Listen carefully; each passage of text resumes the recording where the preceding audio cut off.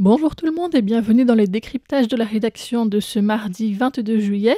C'est Florian Dai qui vous accueille aujourd'hui au micro pour vous parler d'une polémique qui a lieu autour de la construction d'un terminal méthanier et d'un réservoir de stockage de gaz naturel liquéfié dans la centrale électrique de Chirhe au large des côtes de Keelung.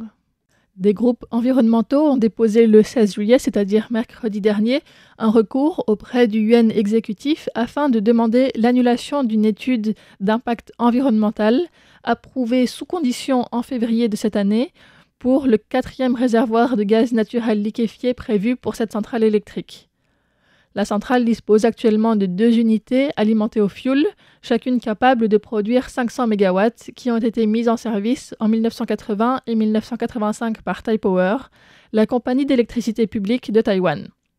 L'appel à annuler l'étude d'impact environnemental a été déposé conjointement par le groupe Protéger le rivage de Waimushan, l'association Wild at Heart Legal Defense et l'association culturelle de la ville de Keelung, qui ont tenu une conférence de presse devant le gouvernement à Taipei la semaine dernière, avançant que l'étude d'impact environnemental n'avait pas abordé certaines questions, notamment la pollution des sols, les dommages environnementaux et la défense nationale.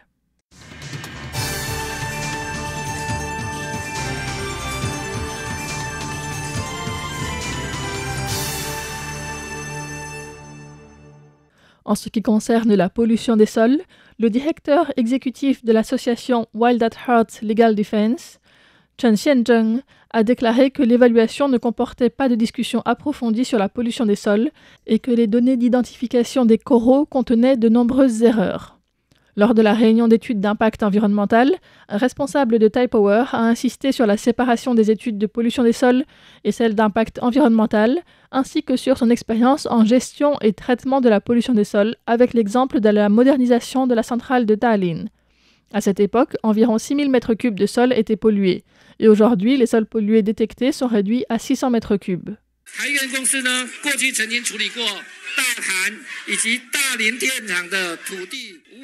Taipower a déjà agi selon les réglementations sur la pollution des sols pour les centrales de Tatan et de Dalian. Étant donné que cela concerne 2 lois distinctes, la loi sur la pollution des sols et la loi sur l'évaluation environnementale, Taipower gère les procédures en parallèle. En tant qu'entreprise publique, nous nous engageons à respecter scrupuleusement les lois et réglementations afin de garantir que toutes les procédures soient conformes aux lois et ne les enfreignent jamais.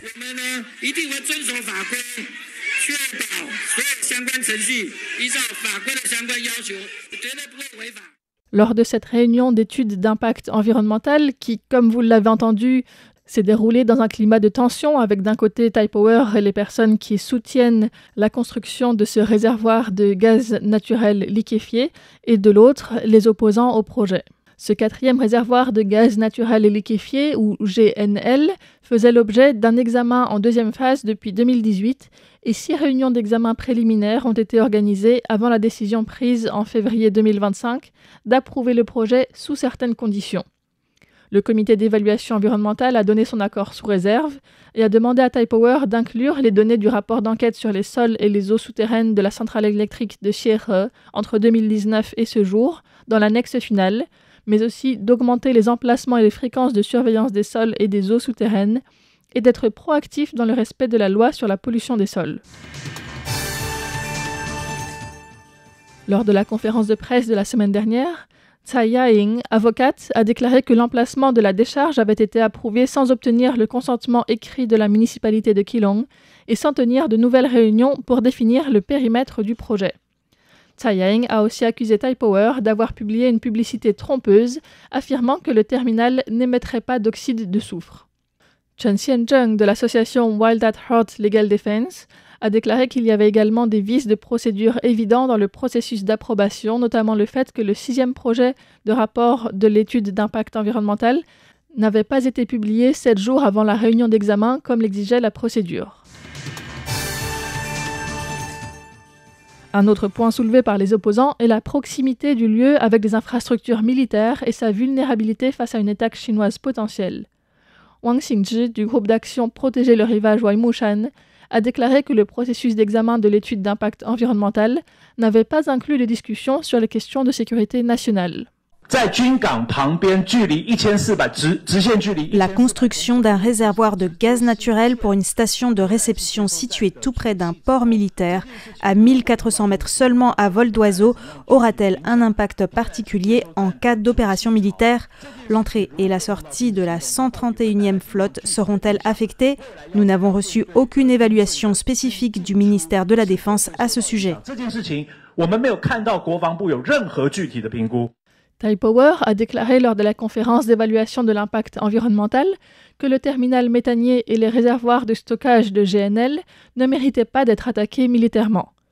Cependant, l'armée chinoise a déjà effectué des exercices de simulation basés sur le terminal méthanier de Yong'an à Kaohsiung. Un terminal méthanier est une unité portuaire destinée à l'accueil des méthaniers, les navires transportant du gaz naturel liquéfié. Ces ports sont généralement connectés à un ou plusieurs gazoducs de grande taille ou équipés en système de traitement et transport de gaz naturel, avec notamment des réservoirs de stockage comme il est question pour la centrale électrique de Sierre, ainsi que des unités de regazéification, c'est-à-dire par réchauffage du gaz, qui peut alors être injecté dans les canalisations des réseaux de transport puis de distribution. Le besoin de construire ce terminal méthanier et ce réservoir de stockage de gaz est justifié selon le promoteur pour assurer la stabilité de l'alimentation électrique dans le nord de Taïwan. D'autre part, en réponse à la nouvelle politique tarifaire américaine, le gouvernement taïwanais a annoncé l'augmentation de ses achats de gaz naturel d'Alaska. Cette expansion de la centrale nucléaire permettrait de traiter un apport plus important en gaz naturel liquéfié provenant des États-Unis. À la question de savoir s'il y aurait d'autres alternatives, Li Zhaoxing, professeur honoraire à l'Institut des sciences de la Terre de l'Université océanique, a suggéré qu'investir dans le gaz n'est pas aussi rentable qu'investir dans la géothermie. Il a souligné que l'énergie géothermique est une source d'énergie de base, disponible 24 heures sur 24. Si elle remplace le gaz naturel, l'approvisionnement en électricité sera plus stable. Et d'autre part, l'énergie géothermique est une source d'énergie riche et présente à Taïwan. Il n'y aurait donc pas lieu de dépendre des importations, ni de se soucier de la sécurité nationale, ni d'agrandir les ports, de récupérer des terres ou de détruire l'écosystème marin. Il reste donc à voir quelle sera la réponse du gouvernement et quelles seront les démarches suivantes prises soit par Taipower, soit par les opposants au projet. C'était un décryptage présenté par Florian Dai pour Radio Taïwan International. Merci de votre écoute et à bientôt.